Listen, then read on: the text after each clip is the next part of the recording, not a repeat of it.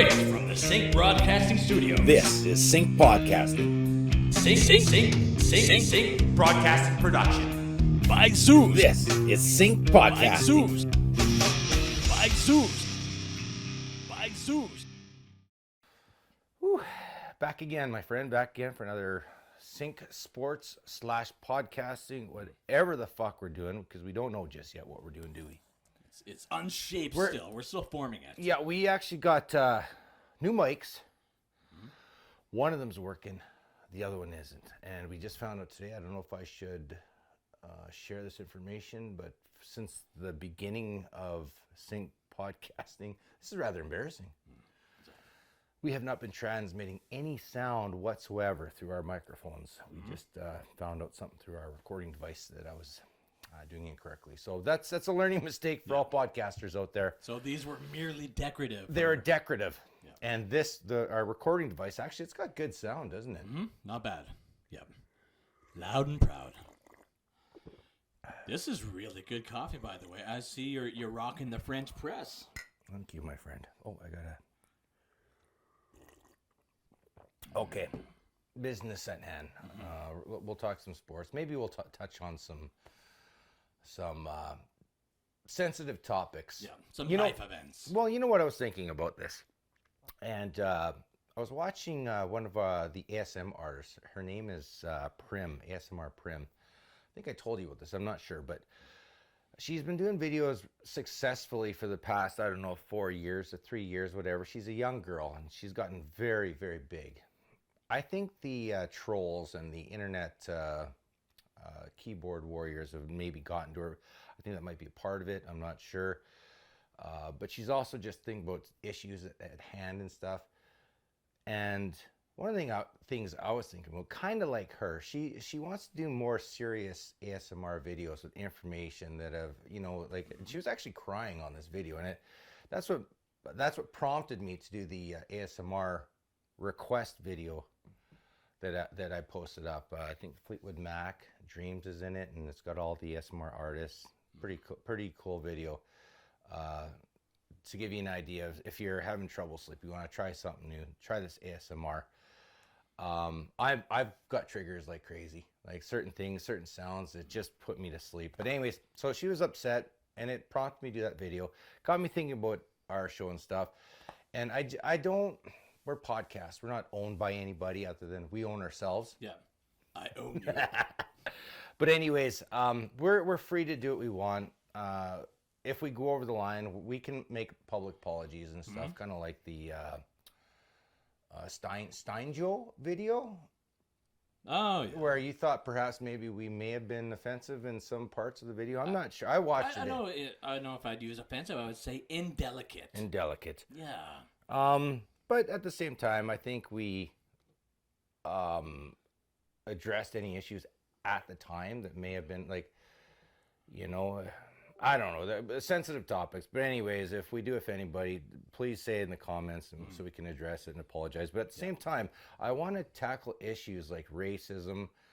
I don't want to just do the safe thing like fucking Sportsnet or TSN. One thing that pisses me off, let's talk about this. Let's start off with some hockey. When you watch TSN, I'm not sure about TSN, Sportsnet for sure. When a scuffle is happening off to the left or whatever, do you notice they always focus on some player that's just going back to the bench now, or the goaltender sweeping the snow while there's a tussle going off? If you haven't noticed that, watch for it. Happens a lot. Now, I don't know why they would be doing that. Possibly for kids, maybe. But it's part of the game, man. Yeah, maybe they're trying to effectively denormalize the violence of the game that the old schoolers like us, we love. Like we love the. I think they've taken enough of that rough and tumble part out of the game. I think it's at a level now where it's good. It's not like, and I'm not bashing MMA. I'm not bashing good old fashioned cockfighting. Maybe I should be though. Yeah, cockfighting. Cockfighting is a different level. It's illegal. Yeah. Okay. So perhaps, maybe cockfighting is, maybe they could clean that up a little. Well, actually, there's no way of cleaning that up. Just eliminate it. Obliviate it. Yeah. So no, like I watch those classic '80s games. I still find them hugely entertaining the way they tackle each other or cross check or. I know, and I do realize a lot of those games are playoff games that they're playing, but still, even the regular season was pretty crazy. Some of the hooking and clutching they got away with. But anyways, I think they've cleaned it up enough where they don't need. If there's a couple people scuffling off to the fucking side. Yeah. Let us watch.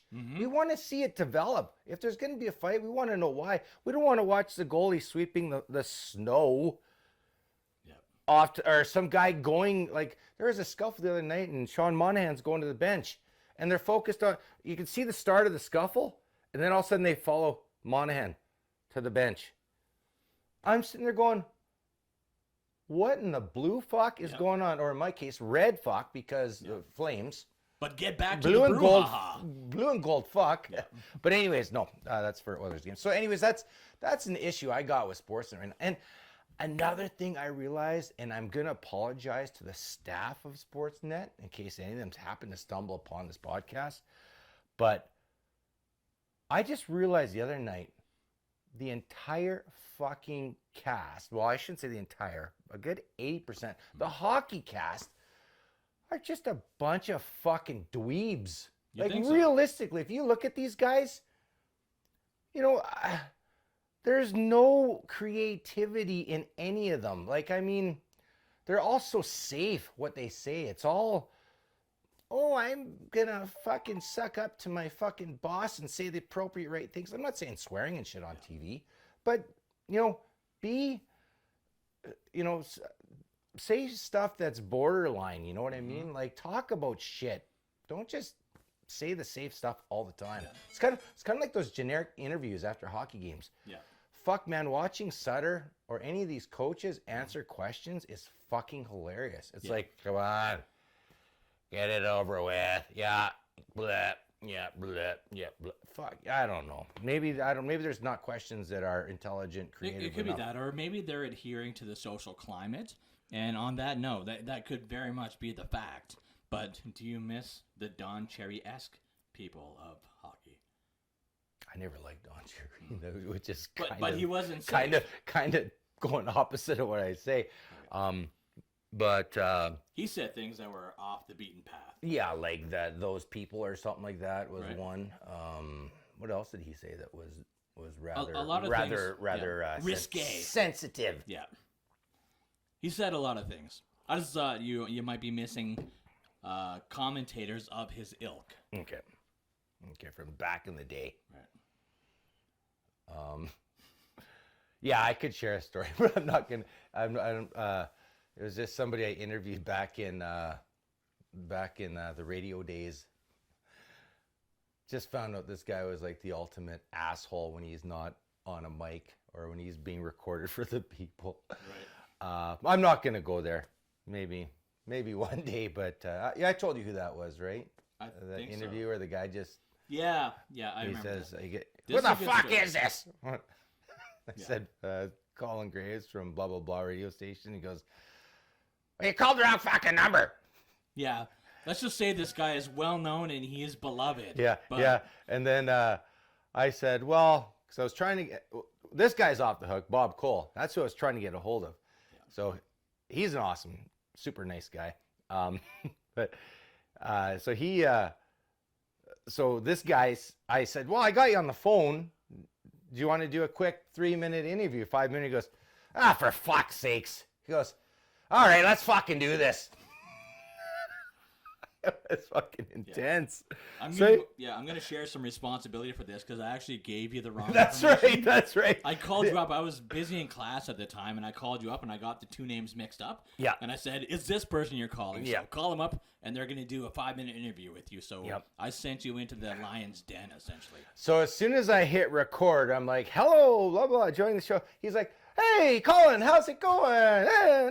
He's just back into his TV personality. Yeah. So Hollywood. And then right at the end, I thanked him. He hung up on me. Yeah. But good stuff. Anyways, but yeah, well, I'm not gonna throw that guy under the bus. Although maybe I should. But whatever. Anyways, but just getting back to sensitivity, and they can push it a little further nowadays and stuff. They can be more realistic. Don't be so scared to ask questions that might be out of the norm, I guess, or broadcast norm. I don't know. Anyway, so yeah, so I was thinking about the show and stuff, and hopefully we can touch on some subjects that are sensitive, and we can address it like your everyday average Joe would, instead of somebody who's writing for a boss somewhere, right, or performing for a boss. So yeah, let's talk about some see we're on hockey, some Oilers and stuff, and 6-1 against. Well, I want to talk about your story you shared with me earlier. You were talking with, and we're not going to mention the name of the shop, but it was a shop that you went to, and someone claimed something about the Oilers. I'd like to get some feedback on Oiler fans on this. So I'm realistic when it comes to hockey. This is back, honestly, when the Flames were 8 points back, and it seemed like there no chance. I still think there's no chance, but very slim. They've got to pray for some other teams to win, blah, blah, blah. But I'm realistic about this kind of stuff. But this guy was so high on the Oilers. He was talking about the team as a whole, and he was saying that even without Connor McDavid and Draisaitl, they would still be in the same standings as they would, without them in the lineup. I tried to talk to this guy, like, come on, man. It's okay to admit that they are an incredibly better team with those two in the lineup. And he was going on about Smith as well, and the whole team is playing as a unit. And he got upset at me when I said that they wouldn't be anywhere near they are without Connor and Draisaitl. He got rather upset at me, and I just kind of... You need to leave my store. I did leave the store. I did leave. Yeah. My tail between my legs, and then I fucked off. Yeah, he was like way, way unrealistic, so much of a homer. But I forwarded you this stat, and I think I got it from show the camera. TSN, if you can see that.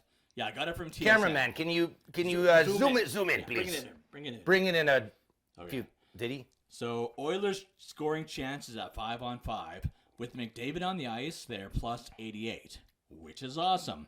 Without McDavid on the ice, they are minus 183, which goes to show you that 5-on-5 they are fucking bombing without McDavid on the ice.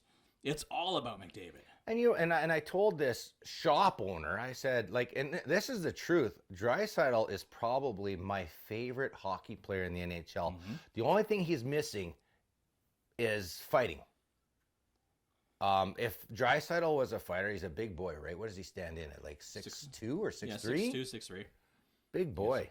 He's a big character. I know he was trying to fight Gaudreau in that one game, and I had a good friend of ours, Chris, on the phone, and I said, what's Draisaitl doing? Gaudreau's not going to fight him. Yeah. He's not going to fight. But anyways, I know Draisaitl can be aggressive, too. He can be, hard-hitting and somewhat dirty at times, too, which I like. But, yeah, he's I'm a Flames fan, but Draisaitl is by far my favorite player in the game right now. He's so complete. Connor does the same thing. He's got his speed.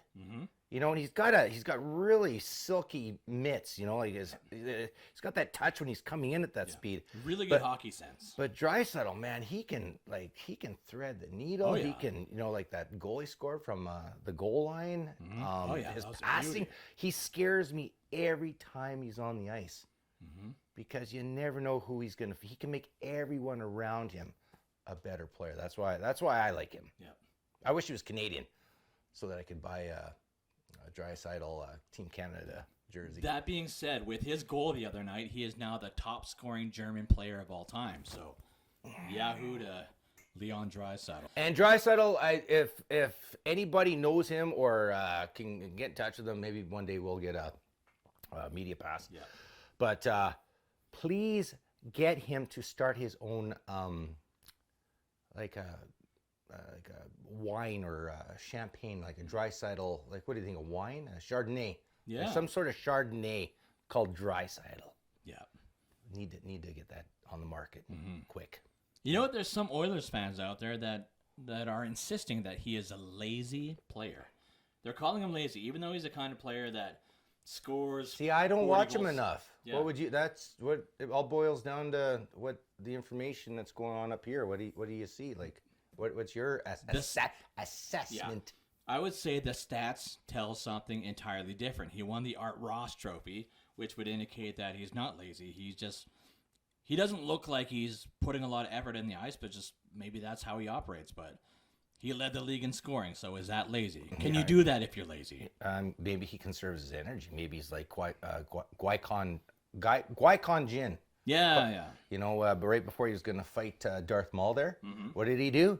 He fucking kneeled down on his fucking knees. He fucking regrouped, saved his energy, and then he fucking went at him. And he got killed. Yeah, lost that fight, but bless Not his a heart. good example, but anyways, perhaps that's what he likes to conserve his energy for the appropriate times on the ice.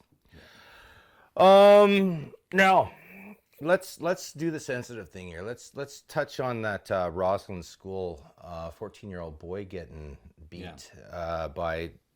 I heard a couple kids. See, and this is what There's like 4 or 5 I need kids. to know more before I tackle this, but I did do some reading. I don't know the exact. I wouldn't even watch the actual video. I watched the video where it was kind of blurred. Yeah. Because I don't want to. I just heard the boy screaming and stuff, and But your thoughts on kids nowadays and how they handled it? I don't know if you know, but they are recommending expulsion for the kids. Yeah. Or they're kicking them out of the school, and they're giving the information to the police about the kids. I just think that maybe they should do a little more education with the kids and. Yeah. This is definitely this is a horrible topic, but it's definitely a learning, a teaching moment for these kids that acted so poorly, and they've been taught some really rough lessons. They need to be taught, but with a stern hand. No, I'm not saying taught, but just the way your voice has got rather aggressive. Yeah, rather blunt and quite forward, Mr. Abraham. Yeah, they need to learn some things, and I think expulsion would be fair. Yeah, it's no. This is ugly. This is an opportunity where I can see. You know, I know Darnell Nurse was commenting on the racism down south and the verdict with Floyd and what have you.